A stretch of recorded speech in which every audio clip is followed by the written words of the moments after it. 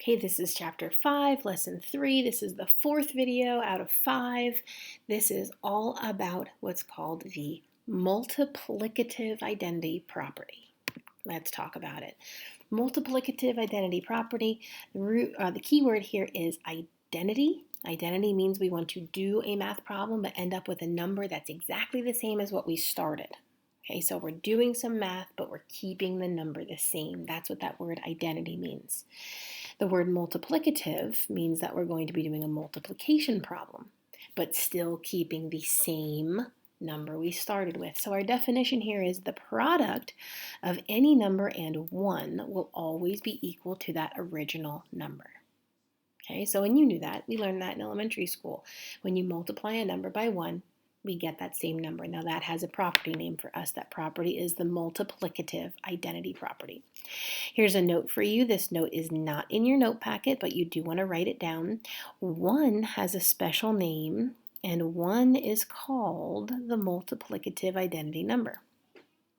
So it actually has a special name. 1 is called the multiplicative identity number because we can multiply it by anything without changing the value of that original number.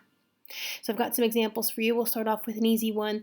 10 times 1 equals 10. You knew that, right? We multiplied a number by 1 and we got that same number as a result. Let's do an algebraic example. Let's say 8b times 1. We are going to get that exact same number that we started with, 8b.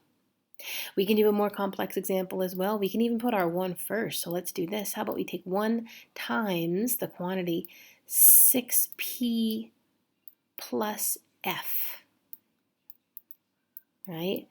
1 times anything is that original number, or in this case, that original quantity that we started with. So we could take 1 times a quantity and we end up with that same quantity. 1 does not change things when we multiply by it.